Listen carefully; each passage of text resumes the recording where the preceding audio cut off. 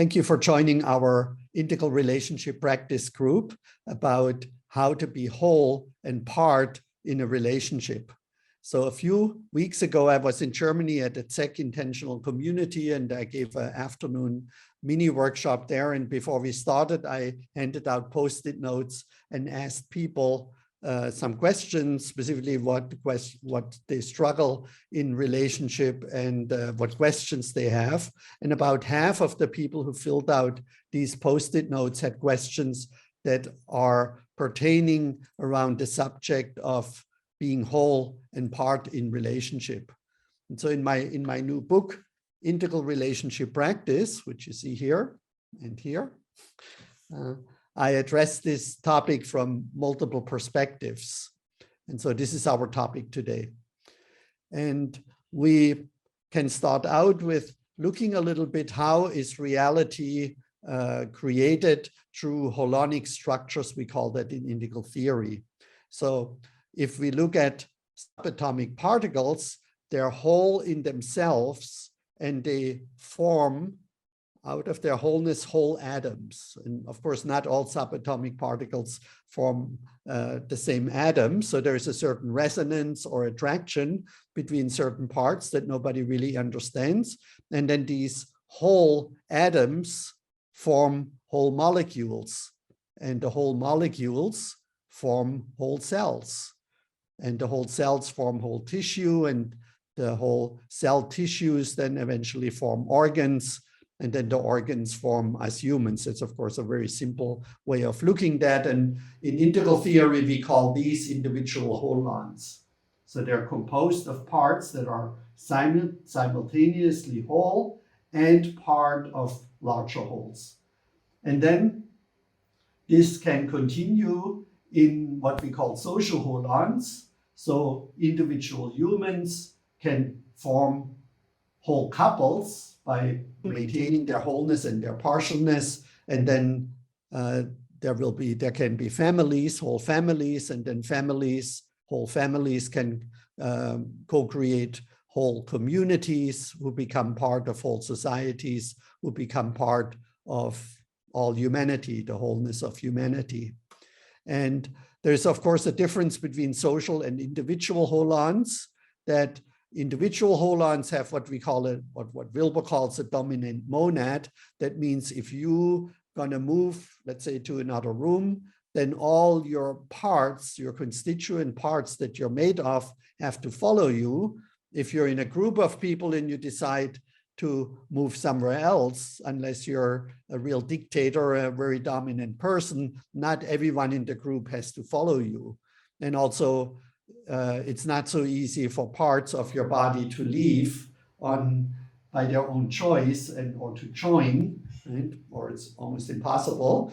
While in social holons, members can join the group or leave the group. So there is a difference. And so Ken Wilber is very adamant that you cannot stack what I'm doing here and other people do, that you cannot stack social holons on top of individual holons. But I think he's throwing out the baby with the bathwater a little bit, because let's say we would not create any social holons with couples and families and children, then of course at least the human social holon would completely disappear eventually. And so we want to look at that, and also how can we maintain our wholeness and partialness in these social holons. And so what happened historically, and how I grew up in post-war Germany, was that pretty much all individual humans formed couples, partly of their own desire and probably partly of social necessities and social pressures. And then I grew up in a world, my parents were married for 50 years, had 3 children, grew up in this family who was part of a community, a close-knit community, and obviously then German society and the world. And the greatest value, the greatest depth was basically given to the loving couple, who also felt that this is really their purpose and where they experience the greatest love. So my parents weren't so focused or maybe never thought about this idea of loving themselves. They were really focused on loving each other. And then what happened in recent years is that we give more and more value to the individual, specifically in modern and postmodern societies. And that started with the Enlightenment period about 500 years ago and is now increasingly the case for the first time in American recorded history, or where they measured that there are more unmarried people in America than married people. And we just see in any statistics in modern emerging cultures and in modern and in emerging cultures that there is an increasing number of single people and fewer couples, and that birth rates, except for sub-Saharan Africa, are now in most countries way below 2 children on average per woman. And so that leads us to societies where we still have a lot of individual humans, but fewer couples and even fewer families. And then this also deteriorates communities. We still have societies and humanity. So this is not only an individual challenge for people to maintain their wholeness and their partialness, and we are kind of unlearning that more and more, it seems, and move towards more wholeness in ourselves, which is not bad, but we're not simultaneously also practicing our partialness. So this is a little bit of the philosophical background why I think this is an important question and really matters. Now, there are several elements how we can practice and learn to be simultaneously whole and part. And the first one, and maybe the most important, are what we call in integral theory, feminine masculine polarities. And in integral theory, the masculine is associated with the ascending, which means moving towards higher structures, right? Creating more and more bigger holons, so moving from the individual to the couple to the family, etc. And agency, maintaining the wholeness of the holon, right? So maintaining the wholeness of the couple, the family, the community, and also the individual. Right? And then the feminine is what we call communal, right? The feminine is basically who holds together the holon inside of the holon by caring, by descending, and it's also called self-immanence, by caring about the parts. So the ascending is towards the drive of larger holons and maintaining their wholeness. The communion is to hold the parts together of the holon and through descending to self-immanence. And traditionally, of course, females were more feminine and males were more masculine, but in integral theory, it's very important that males and females can both embody healthy feminine and masculine polarities. And I mentioned the term healthy here because in the New Age scene in Northern California, where I was, there was often this notion that everything feminine is good, right? And it's like, is what we need, more feminine in the world, more feminine energy, and everything masculine is toxic, the toxic masculine. Probably heard about that. And what we learn in integral theory really is that there is healthy feminine and unhealthy feminine, and healthy masculine and unhealthy masculine. And so what we need in the world is not just more feminine, but we need more healthy feminine, more healthy masculine, and less unhealthy versions of the feminine and masculine. And here are the descriptions. So the healthy masculine agency is supporting the autonomous function of the individual, group, family, community, organization, and society. And healthy agency leads to alienation. Unhealthy agency leads to alienation and dissociation from others.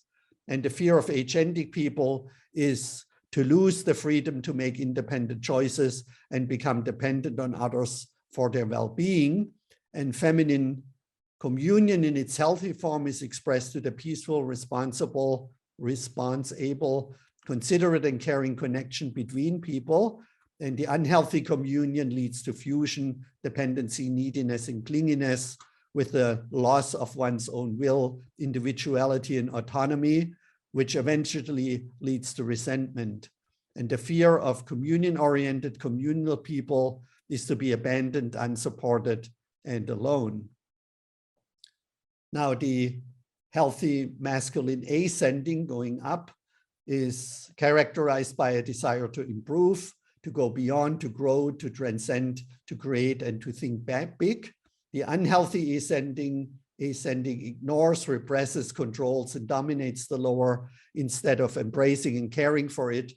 And it denies feelings, the body, sexuality, and nature in its unhealthy form. And the fear of ascenders is to get dragged down and to engulfed and to be absorbed and lost. And feminine healthy descending means to be connected with and sensitive to the richness and fullness of the world, to be down to earth and in touch with one's body, feelings, emotions, and sexuality. And the unhealthy descending means to be overwhelmed, fused by or fused with and run by the details of life and its manifestations, feelings, earthly desires, and needs. And the fear of descenders is to lose touch, to get lost, or to be dissociated from the fullness of life and its forces, or like the life force. And so what we can only practice in relationships is this balancing and harmonizing of healthy and unhealthy, balancing and harmonizing of healthy feminine and masculine polarities. So that's the first part, and I would suggest that the more you feel like you're moving towards wholeness, right, towards agency, you want to make sure you also move and integrate your communal capacities. And the more that you ascend, you also need to practice to integrate a healthy descending. And then if you practice agency, communion, ascending and descending, then you can balance and harmonize this simultaneous wholeness and partialness in your love relationships. And that's the only place where you can practice this and co-create it along the 7 chakras. And we're going to look at that at the end of this little presentation. Now, you can do an exercise, a practice, by sharing with your partner or group what does healthy and unhealthy feminine and masculine mean to you, and how have aspects of the healthy and unhealthy feminine and masculine polarities impacted your past and current relationships.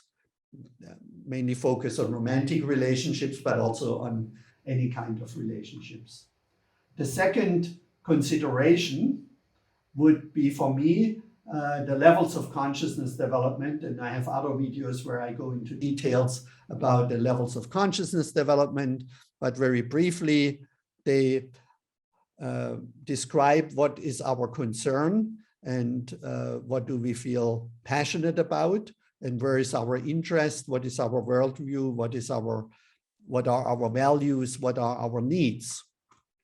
And so at the very earliest basic level, our need is just around survival.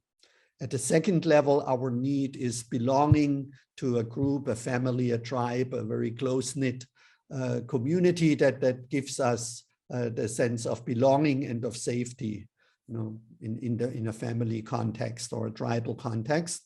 Then at the third level, what's important to us is to assert ourselves, to demand respect, to gain freedom, to free ourselves from this community, to dominate our environment instead of being dominated or controlled by it. The typical egocentric, I want it all, I want it now, and I want to be free. And then we realize that this fighting against everything and everyone may be very difficult and strenuous and exhausting, and we want to fit in, but into a larger community, let's say a religion or a military organization or any kind of bigger group that has like a us versus them thinking. And then at a rational level, the modern level we sometimes call it, we're now including all humans who want to be successful in the world, So we called it also world-centric, and we're pursuing the good life in cooperation with other people, but there is also competition. There is win-win thinking or win-lose thinking. You know, pull yourself up on the bootstrap, the typical rational modern worldview. And then there is the postmodern worldview of not only caring about humans and exploiting the planet, but really also caring about animals and the earth and all living things. And then in second-tier consciousness, we also care about the health of the spiral, supporting people to move through these stages in healthy ways. And we also include all of it, not only living things, but also unanimated things, and see them as part of the whole. And then at the highest level, we surrender in a way to higher powers. We go beyond the ego, beyond the self, and we connect to even the unmanifest and go beyond the physical world energetically. And we allow, you know, to be penetrated and be interpenetrated. So these are, in short description, the 8 levels of consciousness. And what's relevant in our exploration of wholeness and partialness is that the uneven levels, the 1st, 3rd, 5th, and 7th, the interior has a desire to control its environment. So on the left side, you see in these stages 1, 3, 5, and 7, the uneven numbers, the interior wants to be in control of its environment. And in the even stages, the interior wants to surrender to its environment and take more responsibility for the group. And here we take more responsibility for the individual. So in stage 1, it's all my survival, and then me belonging to the group. And then we swing back over to I want to be in control of my life, you know, and it's just all about me. And then we realize, no, I need to fit in. I want to be part of something larger. And then in the 5th stage, it's again, I want to be successful, and I want to be successful with other people who want to be successful, but the winner takes it all, the loser standing small, as Abba sang.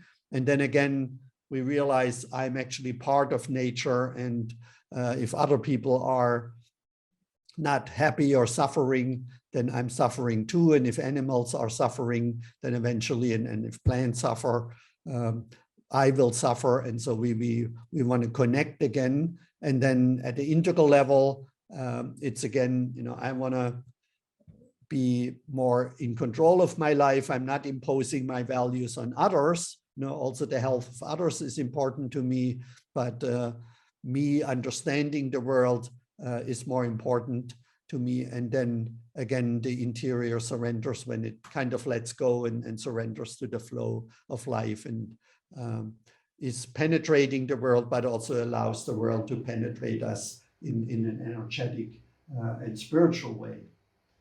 So when you're in a relationship, you can already see that people on the left side want to be in relationship, right, with others. It's not that they all want to be independent, and the people on the right side want to be dependent in a relationship, be able to depend on others. But it's what, do you want to be in control of the relationship and your life, or do you want to surrender more in to your relationship and what is happening in your life? And so that also has an impact on if we have a drive more towards wholeness or more towards partialness, or in this case of control and surrender. So what do you feel most passionate about and concerned about? Could be a practice questions. And do you feel more of a need to be in control of your environment or to surrender to it, would be the practice question here. And then we see here how the feminine, the masculine evolves along these 8 stages of consciousness. So traditionally, females are more socialized to be feminine, and males are more socialized to be more masculine. And then in the orange rational stage, females start to integrate and develop their masculine. Eric Fromm wrote about it in The Art of Loving in 1956. So we see this emergence mainly after World War II that with the rise of modernity, which of course started like 500 years earlier, but it took quite some time for females to enter the public sphere and to integrate their masculine, while the males are still in their masculine. And then in the postmodern green stage, we see males starting to integrate their feminine side, and we often call them sensitive New Age guys, while the females are interested in how does a feminine power, right, a powerful feminine or a powerful female, often it still gets kind of like mixed feminine and female, which we really stopped doing at in second tier at the integral and turquoise level, where males and females learned and first to embody and to integrate their feminine and masculine polarities, which they now can do because they've been on both sides, if you will. And then in turquoise also really focus on the healthy expressions and not just generally feminine, masculine, but really have be able to differentiate between the healthy and the unhealthy feminine and masculine. We also briefly want to just mention briefly that people in the green pluralistic stage often reject these hierarchies because they confuse them with dominator hierarchies. So this is a natural hierarchy, but there are also dominator hierarchies, and they often get equated and then reject any form of hierarchy. And so since there is this feminine masculine integration, right, that males integrate their feminine, female their masculine, these in couple relationships, these females are often way too emasculating and challenging for the males, and the males find and the females find the males too soft, right, not being strong enough, masculine enough. And so people at the pluralistic level who are post-conventional often fall in love with pre-conventional people because they're both unconventional. And so males fall in love with people at the pre-conventional magic level who still have so like this femininity stronger than their femininity, weaker than their femininity is. So there's still some balance of the masculine, feminine, and they're much less challenging. And females fall in love with egocentric males because they have this raw masculinity. We will return to this in a few minutes. The next aspect that is really important in understanding wholeness and partialness is the Anima-Animus complex, which is not part of Ken Wilber's integral model. And so I added that based on a book called Female Authority by Polly Young-Eisentraut and Florence Wiedemann. They're both Jungian psychologists, Harvard trained, and they explored Jung's theory of the wholeness of the soul, and that when we are born as humans, right, we're all born to a mother, and the woman, the female, the little girl, realizes at one point that she is like mother, but not like father. And according to Jungian psychology, she splits off part of her soul that are representing the masculine, the male, and that eventually then creates a complex when she becomes an adult woman. And depending on her relationship with male figures in her life and her father, or the absence of fathers and other healthy male figures, specifically if she experienced abuse or neglect, etc., she has a very strong animus complex. And if she had a relatively healthy relationship with her father, male figures, then she has less of a complex. So not every woman starts out in stage one.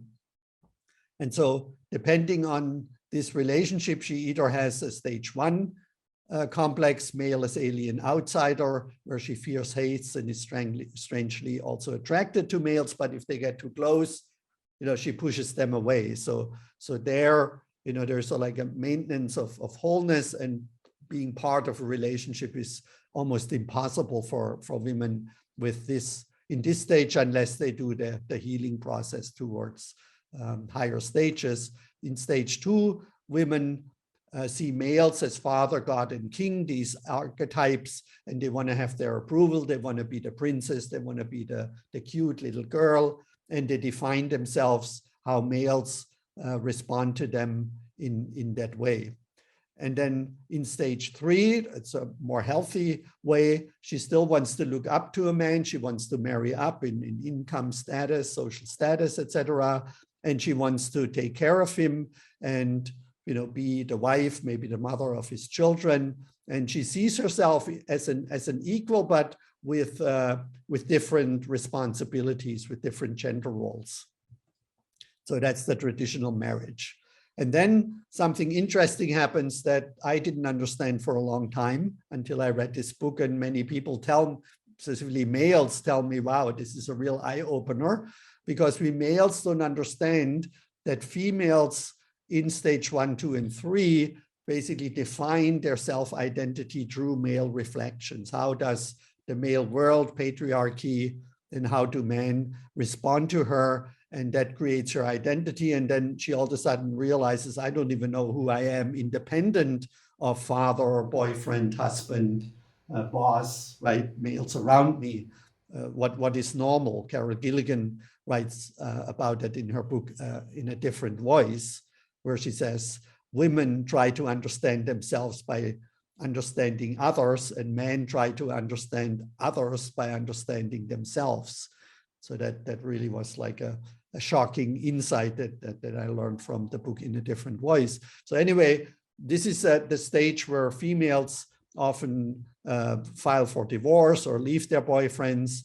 They move into their own place and get a dog or two, and maybe they want to have a friend with benefits, a lover. We have the cougars, etc., but they don't want to have any committed relationship. Actually, they find males who want to marry them and want to move in together as quite pathetic and needy, right? And they get really put off by males who want to have a committed relationship. And males often don't understand what's going on. And then some women, not very many, come out of this stage 4 and are then able to really balance their wholeness and partialness with a truly equal and opposite partner who's also in stage 5, ideally, right? So often women then date men who are in stage 3 or want to have a stage 3 relationship, and they feel they get pulled down. And so it's sometimes hard for them to identify a male who is in stage 5. Now for males, it's a little different. So if they didn't really have good male role models and stayed kind of fused and dependent on their mother, then they project their Anima complex onto females, and they see every adult female as a mommy. They're often impotent, not only sexually, but also in life, kind of impotent. And again, they objectify every woman as a mother substitute. In stage 2, they see women as sex objects that they want to conquer and they want to be admired by them, but it's never enough, right? So they're Don Juans, they're constantly on the lookout to conquer another sex object and have another sexual experience, and have, of course, a hard time being faithful. And they usually cannot see, so like in the interior, you know, they only see the shell, the body of a female, and cannot really see her as a human subject. And then in stage 3, they want to be a caring husband. They want to provide for the woman and want to be supported by her in his purpose. Often wants to have children. In my case, I really wanted to have children and start a family and be the typical family man with the caring, loving wife. And then in stage 4, males often get pushed into stage 4 when the women leave, and I already described, they have a hard time finding a woman again for a stage 3 relationship, or maybe even a stage 2 relationship. And they have this awakening that they realize, I need to find some other source for purpose and love and meaning in my life than defining myself by the women who I have as partners. And so they also then go on a journey. Sometimes we call that a midlife crisis. And it's quite a difficult stage for males to go through, but it is necessary in order to become truly an equal and opposite partner in stage 5. And so here are some practice questions. How did your mother or female caregiver feel about being your mother? How did your father feel about being your father? What were significant disappointments and trauma you endured during your childhood? How do your parents' feelings about you and your childhood experiences affect your relationships with the opposite sex today? And if this is a little difficult, I think here, answering these questions give you good pointers. What are your fantasies, desires, demands, expectations, and requirements that you project onto your current partner or potential partner? He or she has to be like this, this, and this, and this. That can give you a good pointer to where you are in your Anima and Animus complex. And also the question, when are you able to trust the opposite sex?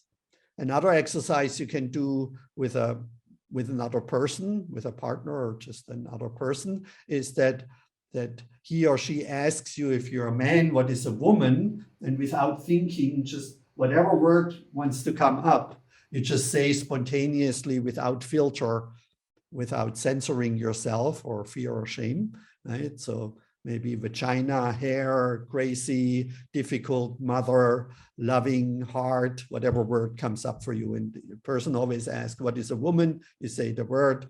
Your partner says, what is a woman? You say the next word, and so on and so forth until nothing comes. And if you're a woman or identify as a woman, then you are asked, what is a man? And you say a word. What is a man? You say a word, and so on and so forth.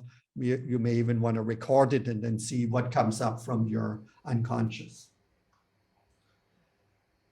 A further dimension, and that's the final one, I think is important to look at is what is our attachment style. And attachment theory emerged in the 50s and in the last 10, 20 years became really, really popular in psychotherapy and also expanding out into PTSD and personality disorders and all kinds of dimensions of our conscious and unconscious, and our trauma has to do with our attachment style, which forms about 40 minutes after birth. Our attachment style starts to form, partly based on our genetic makeup, and then in the first 2-3 years of our life, our attachment style is formed, and we can then feel into our attachment style by using these two coordinates, these axes. On the horizontal axis, to feel into, do we experience low anxiety of being in relationship or high anxiety in relationship, for example, to be abandoned or to be emotionally hurt or triggered or our freedom taken away, or do we have low anxiety? And do we have a low avoidance of relationship or a high avoidance of relationship? And then depending on where you would draw or locate yourself on these two axes, you either get, a sense of having a secure attachment style or an anxious attachment style or an avoidant attachment style, or this ambivalent, anxious, avoidant attachment style. There's also a test in my book, Integral Relationship Practice, and there are 26 modules, and what I showed you so far, they're all in this new book with tests and exercises. And so there's the attachment style test, and there you can find about 10 different attachment style tests if you Google them online. And so this, of course, has also a huge impact on your sense of wholeness, partialness, and to balance your wholeness and your partialness in relationship, and moving towards secure attachment, which in essence means that you have the capacity to be whole and part in a healthy way in a relationship. So now you get a picture how this all hangs together. And here are three practice questions. In what specific situation has an insecure attachment style been triggered in your past or current relationships? How did you respond, and how did your partner respond or react, and how would a person with a secure attachment style have reacted? So reacted is really the word here, because we're unconsciously reacting with fight, flight, freeze when So like an attachment wound gets triggered. And again, we can only heal our attachment wounds in relationships, just as we only can practice our wholeness and partialness in relationships, and in that process learn, heal, grow, and awaken to become fully human. Another way of looking at your attachment style is to answer these 4 questions. What do you like about being in a relationship? Low anxiety. What do you not like about being in a relationship? High anxiety. What do you like about being single? High avoidance. And what do you not like about being single? Low avoidance. As a pointer, and just focus on one of these questions and feel into your body and write down, right, from an embodied way, feeling way, not only your thoughts, but also your feelings, more important than your thoughts, what comes up for you. And then at the end, you can read all 4 lists and you will get a good sense on your level of anxiety and of avoidance, or non-avoidance and non-anxiety. And here are the questions again. And now we can come back to this image. We already looked at levels of development and the feminine masculine polarity, right? Levels of development. Your interior wants to be in control of your exterior environment or surrender to it. Feminine, healthy, masculine. And then here we have the 5 levels of Anima Animus complex, which can independently develop from your level of consciousness development. And then here in the whole training and in the new book, we also have the sexual and spiritual development 5 stages. And then back here, even though attachment style is not exactly a type, you see the personality type. So you could put your attachment style into here. And so once you address all these dimensions that we just covered with your partner and make them conscious, right? So the integral relationship model is really to make differentiations and not just see us as males and females, but really see all the facets of our human being. And the ones that we covered so far are the ones that are important to maintain our simultaneous wholeness and partialness, so that we can enter into a healthy couple relationship, start a family if we want to do that, which then becomes part of a healthy functional community, productive, peaceful society, and a sustainable humanity. And so here is the final image of an integral relationship. We haven't covered everything, but here are the 4 dimensions of our being. And if you hang around for a little longer, I'll go with you through the other elements of an integral relationship. But here is the whole picture, balancing feminine and masculine polarities at the level of each of the 7 chakras in the safe container of intimacy, passion, and commitment, with a shared either biological and, if you're at this level, transformational or transcendental purpose. And if you want to stop here and join our 26-week training, where we look at these and many other aspects that I will show you in a moment, then the next training starts on September 29th, 2022. And we have 2 sessions every week that have covered the same module. The other option is starts on Sunday, October 2nd, 2022. That's our training. And at integralrelationship.com, you can find more information and sign up for the new training. And we will also have a workshop, a 5-day workshop in Ava near Istanbul and the Black Sea, a little beautiful resort village, from May 17 to 21st, 2023. So here is I'm going to show you the whole integral relationship model real quickly. And I started to break it down into initially 14 modules, but then, as you will see in a moment, some of them we have multiple modules to cover these elements. So we start out with the 4 dimensions of our being, which you can experience in this moment by focusing inside in your inner awareness, what is alive in you right now, and your physical body, right? How does your physical body feel in this moment? That's the individual interior and exterior dimension of you. And then this interior dimension also has an extension into the pluralistic, into the collective, into the outside. Right now, you hopefully will try to understand what's going on inside of me. What are my thoughts? How do we communicate? What language do we use? Do you share these ideas that I presented so far? Do you not share them? What is our shared we space? What is your culture? How do you communicate your interior, and how do you receive and resonate with the interior of other people? And also your physical body has, of course, an exterior physical environment, like the clothes you're wearing right now, the air that I'm breathing, that you're breathing, your food, your home, your job, your money, your modes of transportation, etc. So these are the 4 dimensions that are all necessary to be human. And often when we get attracted to another person, we're not really looking at all these 4 dimensions. And that can create problems in relationships if these 4 dimensions are not balanced and harmonized. So that's what we practice in the first module.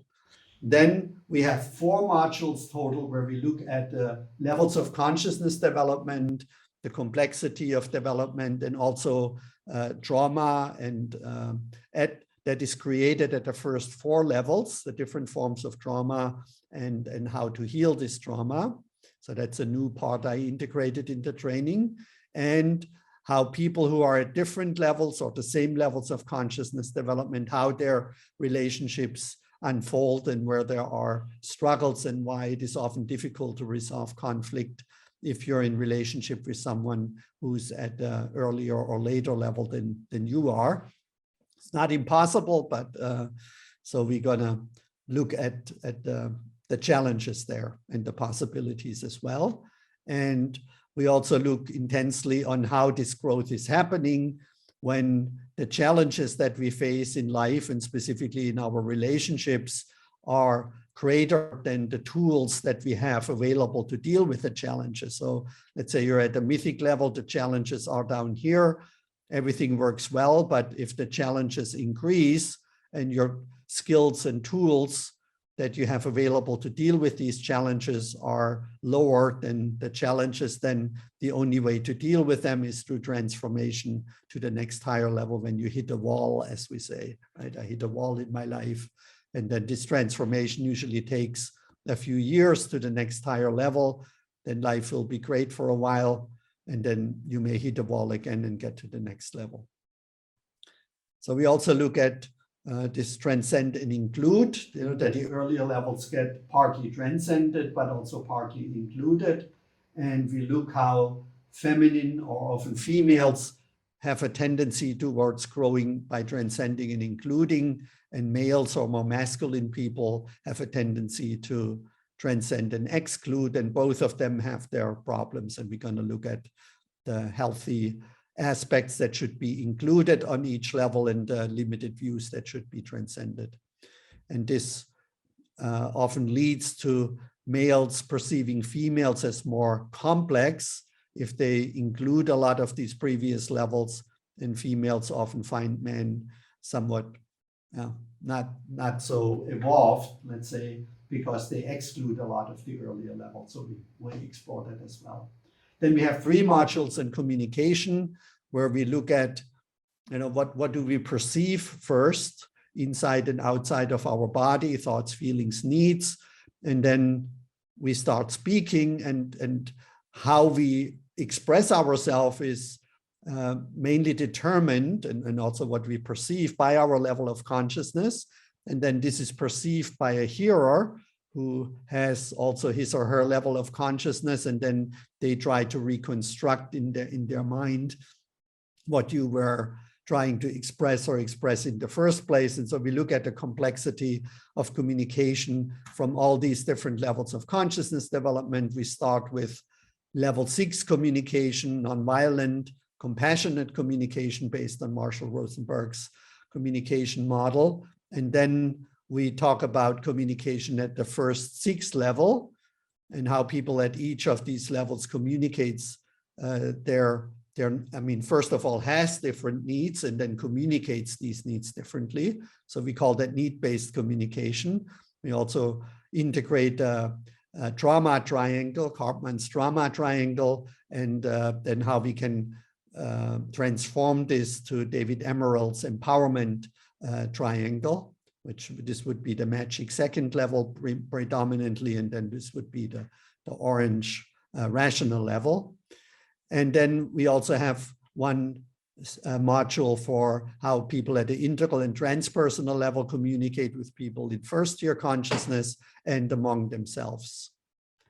Then we make several differentiations around gender. So we're not only looking at male, female, men, women, which also helps us to gain a better understanding about gender fluidity and gender identities and the whole LGBTQ subject. And so this training, even though I often talk in male-female context, we had gays and lesbians and gender fluid people who found that training also quite helpful, even though I have no firsthand experience. So forgive me if I sometimes fall into these patterns, or they may be perceived as stereotypes, but I'm very well aware of the biological differences and what are learned gender roles. So that's the first differentiation. And that leads us to understanding the fear-shame downward spiral that males often don't understand, that then when they withdraw or disconnect emotionally, specifically, are no longer romantic in a way, that their female partner may go into fear response. And then she will try to reconnect with him, and she doesn't understand that often is perceived by the male. It's not what she's really doing, but perceived as the male as shaming. And then he withdraws further when what she needed was that he leans into the relationship and reconnects with her and makes her feel safe.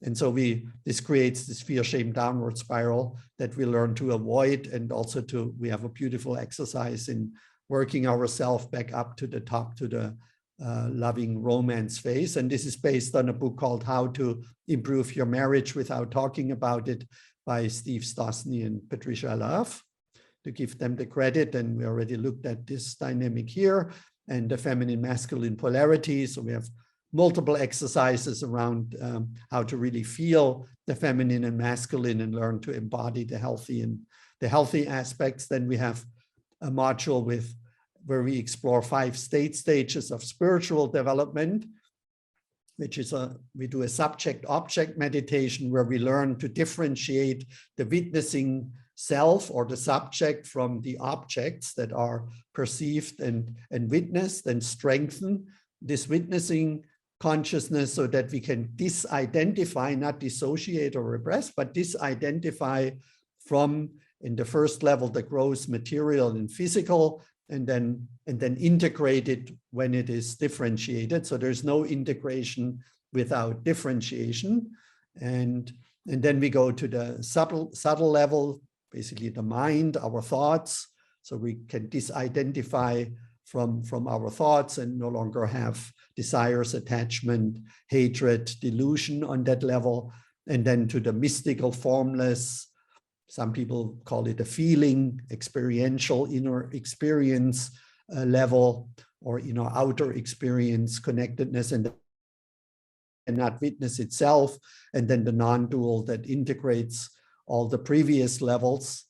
And then we will also explore this, what is called the Wilber-Combs lattice, that Ken Wilber and Alan Leslie Combs developed together, that this stage spiritual development can appear at any vertical level of consciousness development.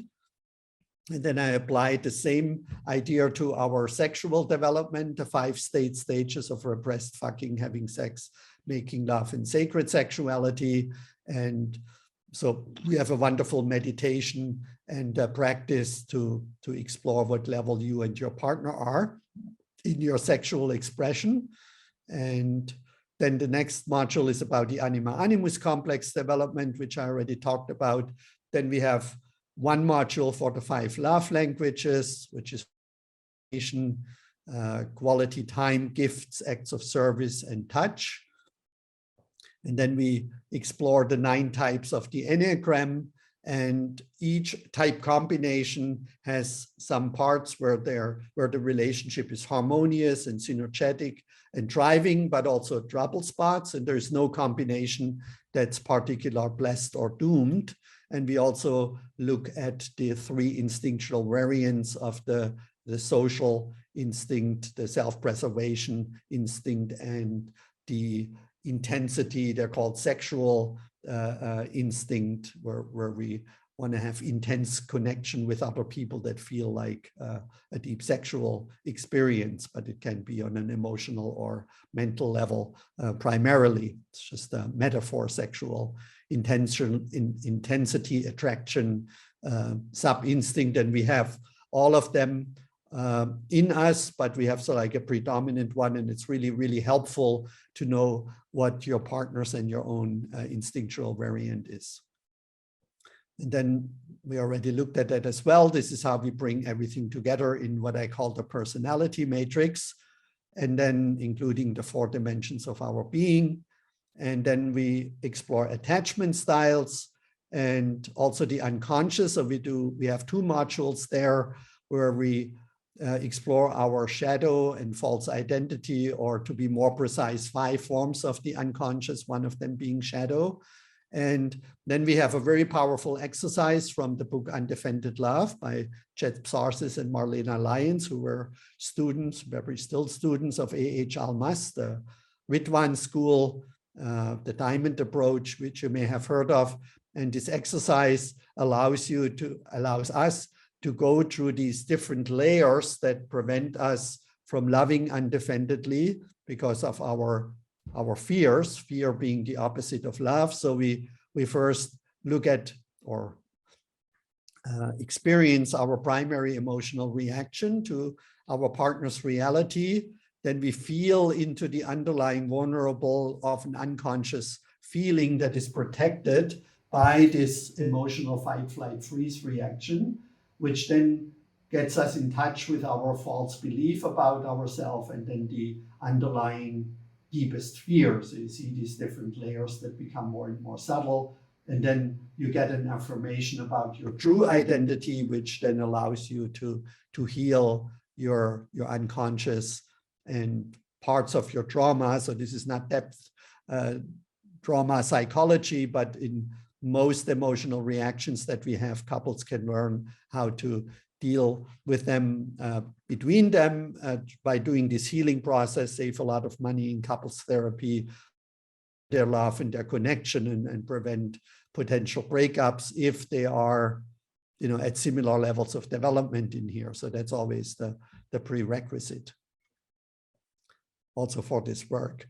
Then we look at borderline narcissistic and histrionic personality disorders, because often in spiritual communities and personal growth communities and groups and trainings, we see a higher than average amount of people with personality disorders who feel very drawn to empathetic, evolved people who are engaging in these groups and trainings and communities, and are often very unaware or totally unaware of personality disorders. And we're not diagnosing people there, but we're just bringing a basic awareness to what are the symptoms as outlined in the DSM, the Diagnostic and Statistic Manual, and have a conversation and 3 exercises around that. So it is not about being judgmental or becoming a diagnostician and diagnose people, but just to bring awareness to the dynamic. And for some people who have been or still are in relationships with people with personality disorders, we look at something called 22 stages of decline that these relationships are often go through. And then we look at Robert Sternberg's triangular theory of love, of the elements of intimacy, passion, and dependence, and the 8 forms of love, from non-love to integral love, that through certain lengths of the sides of this metaphorical triangle are experienced by each partner, and also 6 forms of dependence, from codependence to dependence to independence to interdependence to interbeing to interbecoming, and several phases of love that we go through, driven by hormones, from lust and desire to attraction, to romance, to the conflict phase, to the commitment phase. So that's one module. And we not only have, each partner doesn't only have one triangle, how they perceive the relationship, depending on their level of intimacy, passion, and dependence, but one for the actual reality, one for the projected ideals, and one for the intention of each of the partners. So this is just one couple here. So you can imagine when you're in a polyamorous relationship with more than one partner, 2 or 3 or 4 partners, then the complexity is multiplying and is exponential. And then, so like the last big part of the training is about purpose, as I described in my second book called Sex, Purpose, Love, which you see here. So the purpose part, the sex part is what we covered so far, understanding our gender and our humanity. And then the purpose part and how that impacts love. So that's the second book.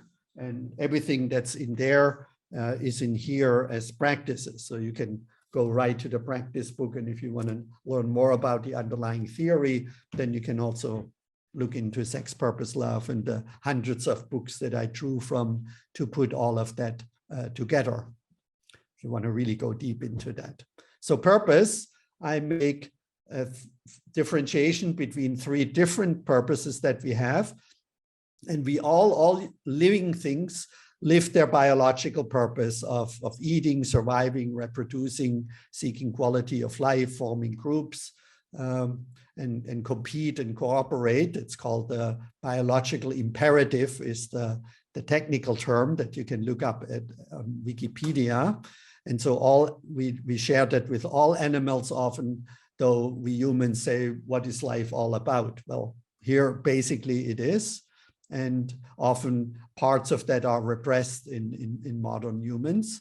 And so traditionally, these biological driven relationships where we live our biological purpose, they're best lived and often then manifest in what I call transactional desire and transactional love, asymmetrical need-based, where the male has to first prove his reproductive capabilities to the females who he is attracted to, assuming she has good reproductive capabilities.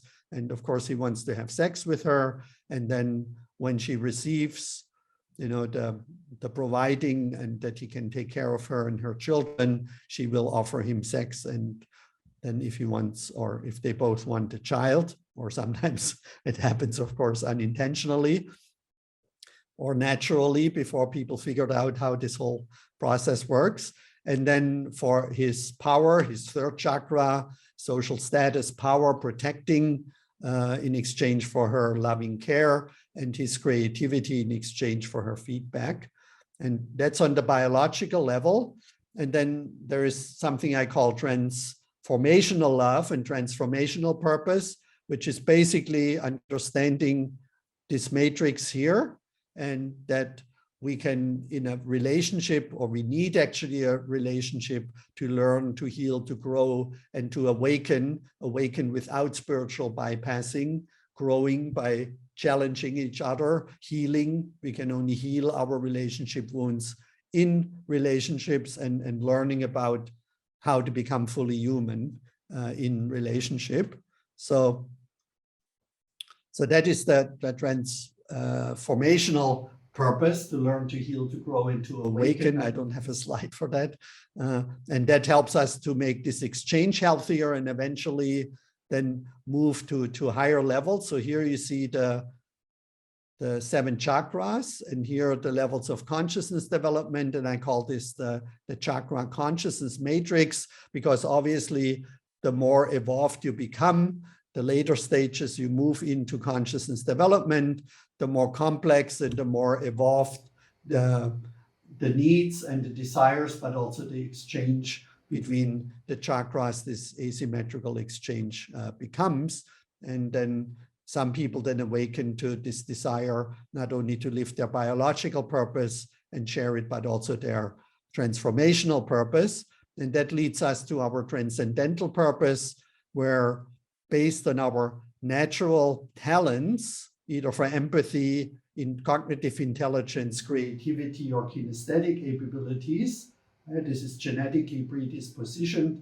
And then after gestation, as our brain and our body develops, and then we develop skills, we usually have one or two strengths, either to be more creative in a sense, creating more beauty, or creating more truth, or creating more goodness, or creating more functionality. And we look at many different, at 4 different discovery methods, how you can get in touch with your purpose and then find your niche, like in my case, furthering the integral relationship vision by supporting singles and couples in co-creating healthy relationships. And since I only have like one strength, which I would say is goodness, and my secondary is functionality, intelligence, and creativity, I'm not so good in. Whatever your passion and purpose is, since you also have 1 or 2 strengths, you will feel attracted to a partner who shares your purpose but has different strengths. And then combining your strengths will create something what Barbara Marx Hubbard called suprasexuality. So like a new attraction that feels like sexual attraction, but it's really this desire to make the world a better place. And you align behind your transcendental purpose, but you bring different gifts, different capacities to the co-creation. And then that allows you to become true co-creators at a level of each 7 chakras. I'm not going to read all this. I may pause the video if you want to take a look at it. And then we have a module on soulmates, biological, transformational, and transcendental soulmates, how to identify them, how to attract them, how to define it first, and then identify and attract, and then co-create a soulmate relationship. So there is more than one soulmate potentially, and eventually you want to be with your biological, transformational, and transcendental purpose soulmate, all 3. But most people start out with biological, then they move on to a transformational soulmate or multiple transformational soulmates. There's often like serial dating, serial relationship on the transformational level.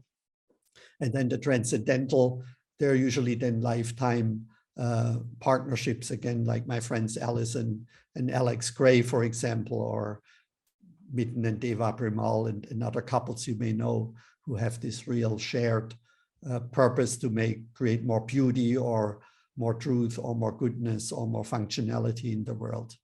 And then here we have the image that we looked at earlier, and now we understand a little better the purpose and the 4 dimensions at each level of the chakras, and the commitment, intimacy, and passion.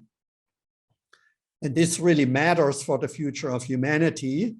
As we learned from Jürgen Habermas, traditionally males and females in the tribal stage, so that started 100,000 of years ago, formed couples and then communities, and out of these tribes, these communities, the systems, as Habermas calls it, of money, power, the media, etc., emerged in support of the family, the community, the tribe, the couple. And eventually, these systems became so powerful, as we experience today, that they're often controlling our life to an extent, but we're still somewhat shielded and less dependent on the system if we live in the context of a couple, family, community. And if we're single, then there is a high chance that the system will directly encroach on us as single males, females, and we potentially also become dependent on the system. So that's a criticism, this hyper-individualism. And David Brooks, my favorite journalist, talks a lot about the disintegration of friendships and families and communities. And then he also says at the end, and I have no real solution. And so I think the integral relationship model provides the solution how we can return to maintaining our wholeness and partialness in healthy relationships. And so Habermas, I just want to read this, Wilquist wrote that this individualization, right, and this breakdown of communities that we see here in this image leads to decrease in shared meanings and mutual understandings, erosion of social bonds, disintegration of communities, increase in people's feelings of helplessness and lack of belonging, the consequent unwillingness of people to take responsibility for their actions and for social phenomenon, and destabilization and breakdowns of social order and stability. So yeah, turn on the TV, read newspapers. I think most of us probably are aware that this is happening in front of our very eyes, and Habermas predicted that 20, 30 years ago. We also see that people at earlier levels of consciousness have way more children than people at later levels of consciousness. And so that's one reason why we see so many challenges to democracy and what some people now call illiberal democracy. We see a lot of these autocratic leaders and people who are liberals and democratically oriented and postmodern. They're very concerned about that there is this backshift. We're feeling we're moving back into mythic societies and autocratic societies, and that's already happening in many countries. Most extreme, like in Afghanistan with the Taliban, but also in other countries. So one of the reasons, if not the main reason, is that people in later stages of development procreate much less than people in earlier stages. And so we also see that if you look at the world fertility rate, that in the Northern Hemisphere and also down here, most countries now have birth rates that are way below 2 children per woman. And since people become older and work longer, we don't fully see the effects yet. So, and these economies are often thriving because you have very few children and not so many old people yet, and a lot of people in productive ages.